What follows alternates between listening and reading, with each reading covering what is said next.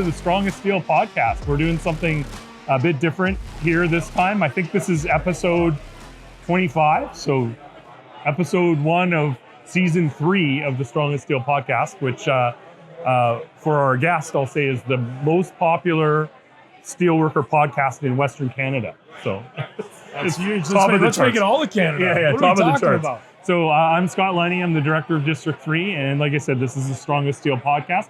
We are here in Winnipeg in the CFL Players Association Headquarters at Rudy's Eat and Drink.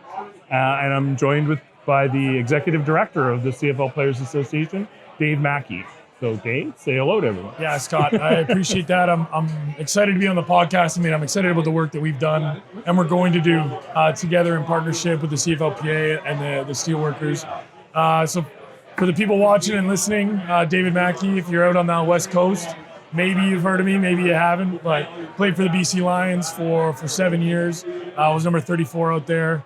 Served as a player rep for a long time, served as our vice president, and then I just got hired back as our executive director back in February of this year. So it's been great, obviously building our relationship with you guys, and excited to chat with you guys. Awesome. So yeah, it's a little bit different because we're on the road. There's a lot of people moving around. So hopefully the sound is okay. We've got Tyler, our man, on the sound. So the first things first though, Dave, before we get into the CFLPA and what we're all doing here in Winnipeg, heading into the Grey Cup, you're a new dad, so tell us about being a new dad, because that's the most important stuff. It's been awesome. She's almost 3 months. I'm gone for 8 days, and maybe my wife's going through the trenches right now, but she's healthy. She just reached something for the first time, so that's a great milestone. Little Juliet Barbara Mackie, little girl. She came out 8 pounds 8 ounces. We got some big babies in my family. My poor wife. But yeah, it's been amazing. The perspective change on just about everything has been crazy. Yeah, that's awesome. I'm excited, and I love her to death. Awesome. Well, congratulations. Thank you. That's great, and it's got to be tough. A whole 8 days away. And so, what are we doing here? Like, just what you guys do. It's Grey Cup week. It's cool. People are getting excited in Winnipeg because the game's on Sunday. But what are you all doing as the CFLPA this week? Yeah, this is a busy week for us. So obviously this is our Grey Cup, right? It's the biggest week of the year. It's like a cultural staple of sport in this country is the Grey Cup. And our players, our members, are the stars of that show, right? So we want to come to this event. We want to have a footprint, right? It's the employer's event, but we're the stars, right? So us as their union, as their association, we bring our reps in. So there's 4 of our reps that aren't here because they're playing in the game. But the rest of our reps, we fly here. Yesterday, we had a great boardroom meeting. It sets the stage for our AGM. We go over kind of a year in review, our benefits, our pension, you name it. Just kind of touch on some little things, set the agenda for our AGM. But then we've got 4 or 5 days, right? And so here at our Players Headquarters is a massive event. It grows every year, right? And like we said, the players are the stars of the show, right? We love the CFL, but there's no game without the guys, right? So we want to make sure we have a footprint. So we bring our players here. We put the stars of the show with our fans, right? And ultimately we provide unparalleled access to our guys, right? So just behind the camera. It's pretty cool, yeah. I'm watching. We've got 15 of our guys. Yeah, I'm watching the fans come in and talking to the players and getting pictures. That's what it's all about. And they sign autographs. We bring trading cards and helmets and jerseys, and the fans just love it. And we should be able to brush elbows with the people paying season tickets and our sponsors and everything else that is so important to us. And the players, obviously as competitors, you want to be in the game. I played 7 years, never played in a Grey Cup, right? I don't have a ring on my finger, right? But coming here, it just gives you that perspective of just how big the CFL is, right? And it's important for our players to interact with the fans and have a good week, enjoy the time. So that's what we're doing here at the headquarters. But the rest of the week, we had a children's hospital visit today. So you talk about being a new dad. Cool. Yeah. Total new perspective visiting a children's hospital and seeing the absolute superstar nurses and parents that make it all happen. Yeah. And then obviously the kids, right? You never know what they're going through. And it is so hard to see. But if we can brighten their day and all our guys show up. They're not getting paid to be there. Yeah. Right? And these are stars, and they show up. They can't wait to take pictures with these kids. They give them coloring books, and they do all these things. So we just go in the community, and on Saturday we run a kids camp. And our kids camp is another great thing, and Steel's involved with that. And we got 150 kids from the community, no charge, and it's exclusively run by our current players. So they get to be coached by the guys and run through drills and have a good time. So that's really what we're doing here. Yeah, There's a lot. But it's awesome. I had the opportunity a couple years ago to go see the kids camp and in Regina. I think it was 2022. I think. Yeah, sounds right. And it was great. Like the kids are having a blast. Like they got players teaching them how to play football and do all that stuff. It's phenomenal. And then a couple of years ago, I got to go on the hospital thing in Hamilton, which it's amazing. And it was kind of pandemic-y, so it was a little bit awkward, but just the nurses and the parents and the kids, how excited they are. It's really phenomenal. And speaking of the headquarters and jerseys, if you're watching on YouTube, we helped sponsor the headquarters, and we got this all-star jersey for District 3. That is phenomenal. So thank you so much for that. If you're not watching on YouTube, I don't know, too bad. We showed a jersey. Yeah. It's really cool. Well, I'll give some context to that. So there's, you guys, for the CFL fans, the sports fans, there's the all-star team, right? And as much as we love the all-star team that the CFL puts out, there's influence from coaches and media, and there's all sorts of influences on the all-star team. So we have our CFLPA all-star team that is exclusively voted on by the players. So only the players choose who the best players are. Yeah. And that's really who knows best. Yeah. These are guys that I compete against every single play. No. That guy right there he's good. That's a real guy, right? And so there's not that. There could be we got some guy, we're announcing our all-star team today. I'm not going to, announce. I guess this will come out afterwards. Yeah.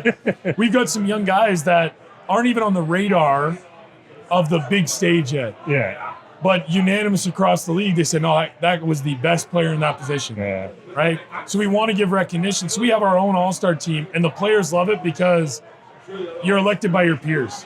Yeah. And so it means that much more. Yeah. Right? And so the reason we gave the jerseys out to you guys is you guys are an extension of that, right?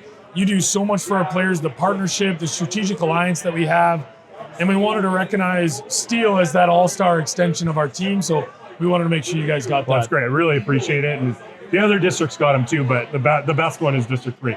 And just a couple of things you've said I want to touch on. And one is that we've had a strategic alliance with the CFLPA and the Steelworkers for a number of years. And, it is really great. And, it's a both-way thing. The players offer a ton to us and to be able to come and, share these kind of experiences. And we'll talk a little bit in a bit. Maybe we'll get Andrew on, talk about Elevating Actions in a little bit, which is our program against gender-based violence that we really couldn't do as effectively without the players, because you guys you're stars. You got a platform.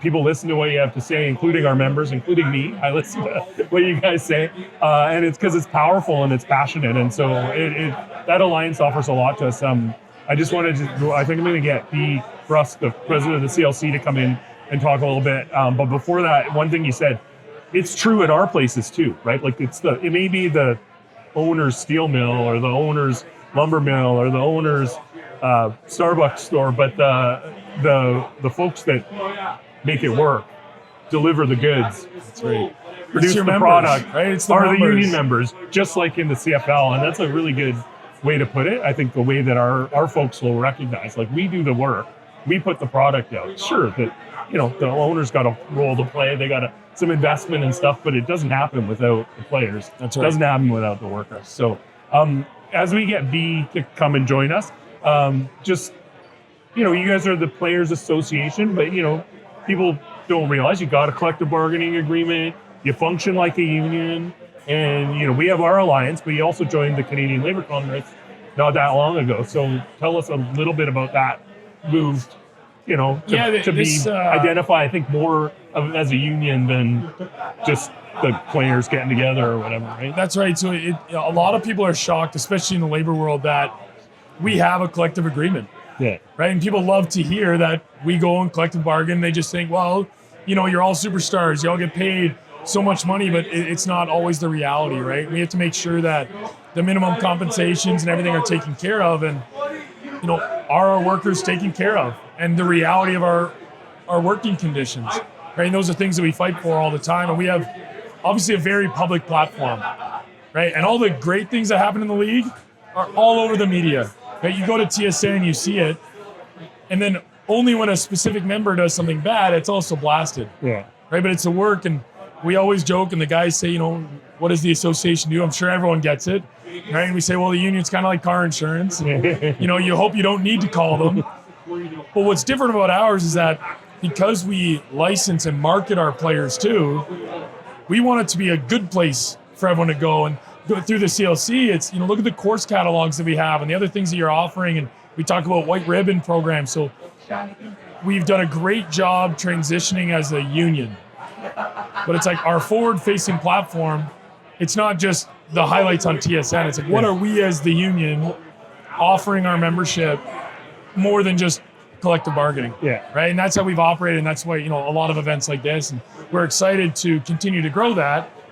But entering the CLC was, the work hasn't stopped as growing as a union and pushing for our workers' rights. Yeah. And I think it's been a tremendous help for us, and just operating as a union, functioning properly, and being a part of that. Myself, new in my role, seeing how the CLC functions and getting to connect with a lot of people. And now with our fight for workers' comp and everything is going to be huge going through you guys and the CLC. Yeah, for sure. Yeah, no. I think you said something earlier today, just before we get to B. So we're going to get to B.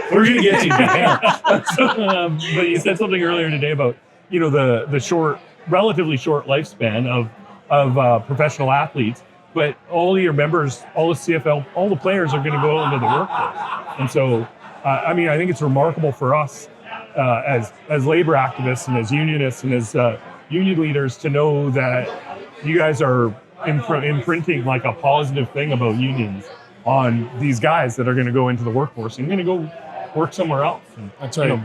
Be successful, I'm sure, at whatever they do, but they're going to have a positive view of unions, which is huge. Takes a little. I'm going to introduce me now, but B will testify. It takes a bit sometimes to get the general public who aren't union members to have a positive view of unions, and so I think that's a huge contribution that you guys are giving to us, to the rest of the labor movement, that positive view of the union. But okay, B, we're joined by Bea Bruske, who's the president of the Canadian Labour Congress. Dave and I were just talking about the CFLPA joining the CLC. So you can introduce yourself and tell us about how your perspective on them joining the CLC. Sure, I'd love to. So I'm Bea Bruske, I'm the president of the Canadian Labour Congress, and we were really excited to be able to ink the deal, so to speak, to have the CFLPA become one of our affiliates. The CLC, of course, represents 50 different union affiliates from coast to coast to coast, over 3 million workers in every single industry right across the country.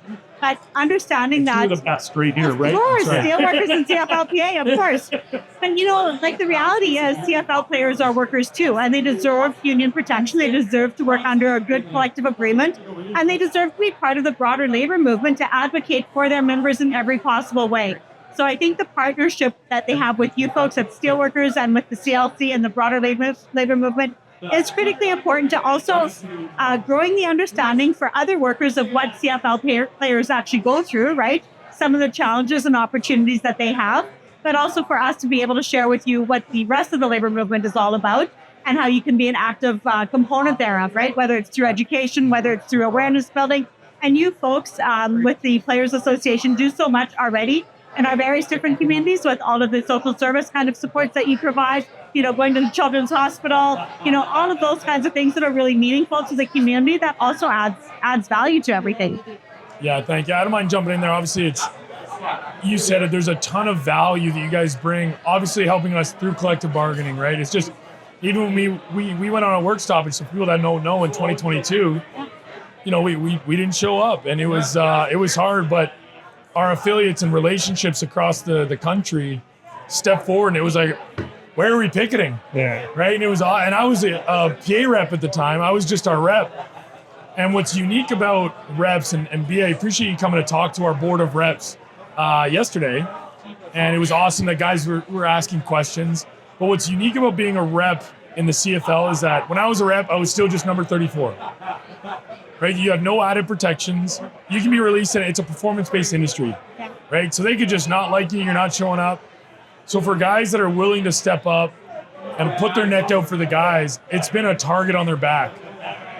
But as we grow our Just like a affiliates good shop across- steward, right? Just Just like like a that. good shop That's right. steward, yeah. And it's really hard. And you mentioned it, when your career is already so short, Yeah. and then you're choosing to put that target on your back, it puts more pressure on you to perform that job. And I have so much respect for our reps that step up into that role, and then to know the resources they have available to them, and that there's other unions that are, we're going on, arm in arm across the country. It's tremendous for us. Can I just say, I just love how you put that, because every single person that becomes an activist within their union, and Scott and I are very familiar with this, when you decide to become an activist and you put your hand up to become a shop steward in our world, or a health and safety rep, it is a really big decision. And you're going to have a target on your back, right? Yeah. But you want to stand up for your coworkers. And so the fact that you have, reps in every single organization on your board that are stepping up in that way is so critically important. And that's so valued by their coworkers. I have no doubt about that. Yeah, no, I mean, just to give them another bit of credit and context for you guys. So the professionalism that our association has grown over the years is that we were always seen as, most of the union reps are Canadian offensive linemen, right? They've got pretty good job security, so they don't mind stepping up. Where if you go just behind all the player reps we have some of the highest paid guys, some of the stars, American and Canadian, that in our world, your career's so short, you don't want to bite the hand that feeds you. Yeah.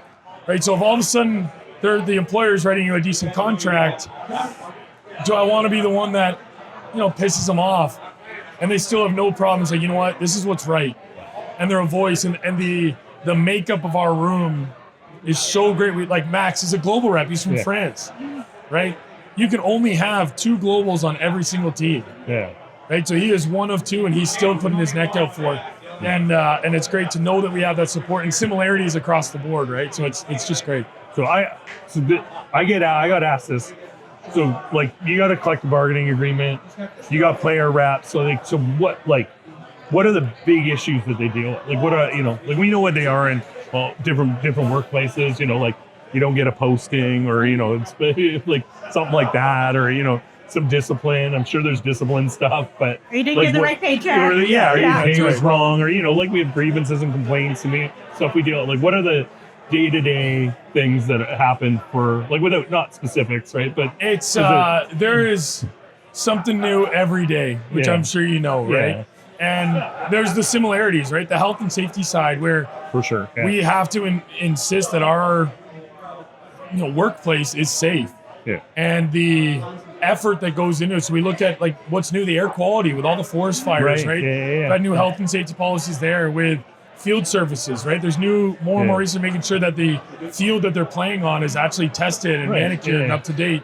And that's everywhere they practice. That's every day. The weight room conditions, the nutrition, their bodies are their machine.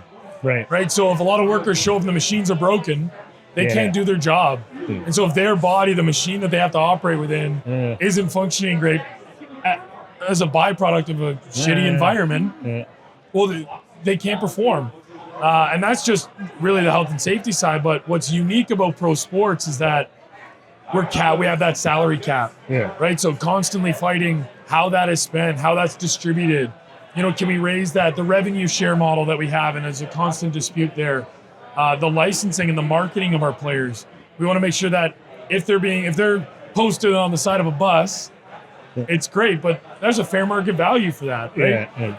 Guys show up all the time, and they're checking into the SkyTrain in Surrey, and it's like, look, that's me. That's me. I wasn't paid to be on that. And so it's finding out what's promotional, what's not. So there are some really fun parts of it, but they're always going to try and skirt through the collective agreement and find holes, and there's something new every day. And when we turn to you guys on truly the health and safety, the protection, right? We talk about injuries. It's almost 100%. Yeah. Right? You're injured in some capacity. Now, the old saying, are you hurt or are you injured? Yeah. Everyone's a competitor. You have such a short timeline. You only have 18 games. And in our world, it's called the game check. Yeah. You don't show up to work. you can work all week and get cut 48 hours before the game. You don't get paid for that week. Yeah. Right? So you get your salary as 18 game checks. So what goes into that game is so important. So it's just, there's so many nuances to it, which is cool, but it ultimately boils down to the injuries. And if you're hurt and you miss 5 games, yeah, there's injured reserve and whatnot, but out of 18 checks, if you've got a bonus that you only get paid when you're active, it's, okay, what happened to that injury? Was it because there was shitty turf or poor air quality or what all, what the working conditions are? So it's, I love it. It's awesome. There's something new every day, but it's always great to lean on you guys and your expertise and the help for our workers. Yeah, you mentioned the air quality thing. I thought it was interesting. I don't know if this is true, but one of the games, I think it was earlier this year, one of the games, they were telling like the fans not to come or whatever because of the air quality, but they hadn't canceled the game at one point, or I think they ultimately did this push year, it back, right? Yeah, that's right. So this year, actually, fun fact, starting in February, I scheduled 1 day off since February. It was the first time in league history that a game has been postponed. I got back to my phone. I had like 68 missed phone calls. It was the only day I was out of town. And I'm like, what is going on in our office right now?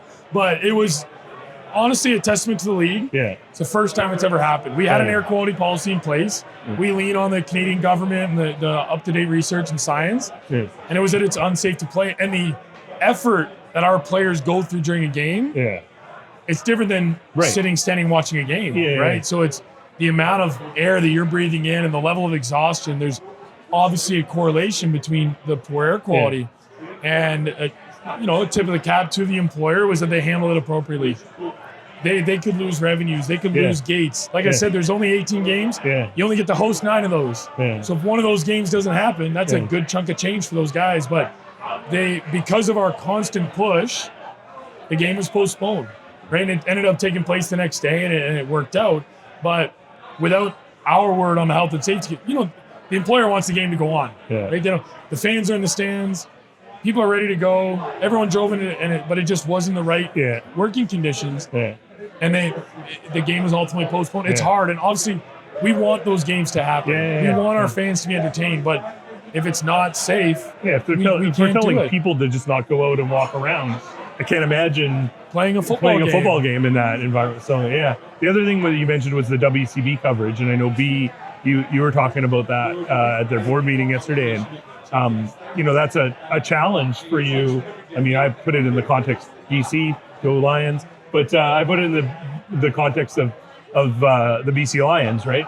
Everybody, including my son and his girlfriend who work in the stadium, or I've worked in the stadium before, they're all employees working at a Lions game or whatever, and they're all covered by workers' compensation, and you guys aren't. That's right. Yeah, it's difficult, and then Bea, I'll let you speak to it as well. And it's been an ongoing fight, right? And we have within our collective agreement, we're obviously unique, right? We want to make sure that injuries are protected, but it's really those life-altering, career-ending injuries that I've been on the field with one, right? And we have a member that still has no function of one arm because of the significant nerve damage that I was on the field with. He was 7 games into his career. He was a high draft pick. He had his whole life ahead of him. And you alluded to it. There's 100% chance that our members enter the workforce somewhere else.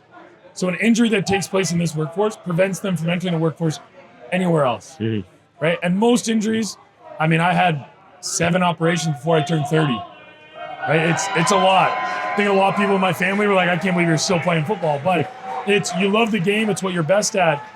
But there are the cases where guys can never return to work. And after 5 years, they're out of pocket. And we've bargained. It used to be 1 year. And we had a member that we talked about in our board meeting.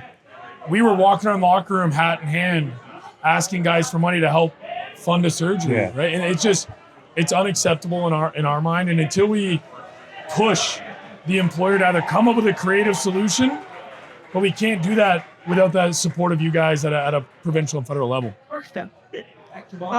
Every single worker deserves to be treated with respect and dignity. And when you injure one person, you injure all workers, right? Like that's the bottom line for the labor movement.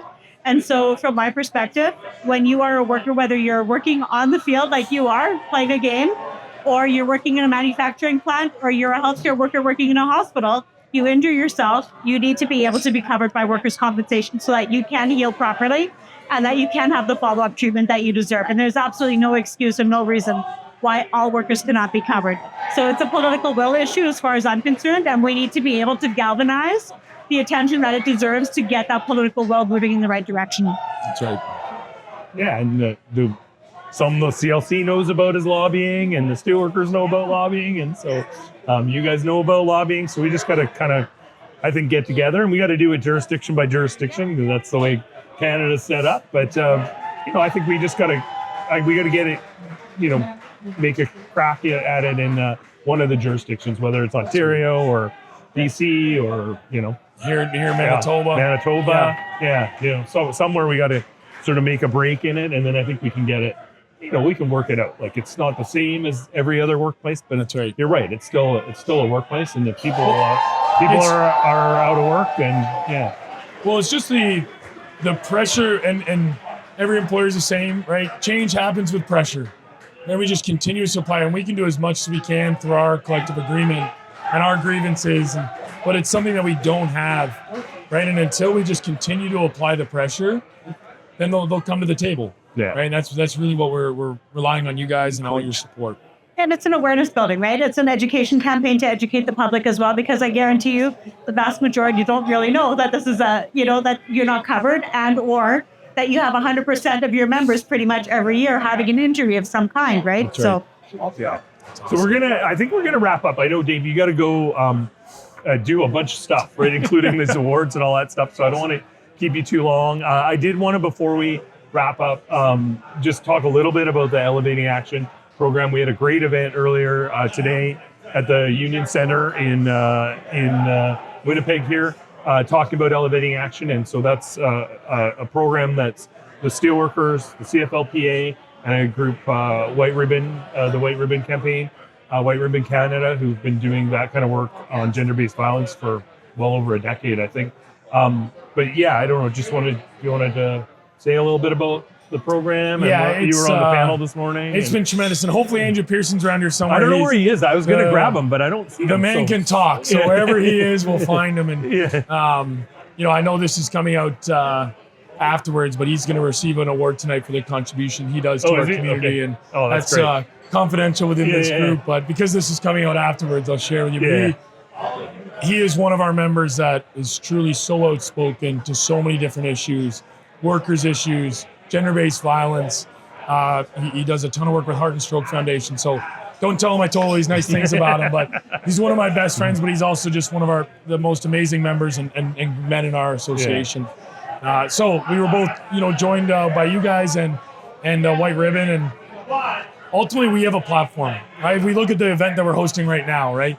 People come from all over this country to spend time with our players, which means if we have something to say, they will listen, right? I made the joke this morning.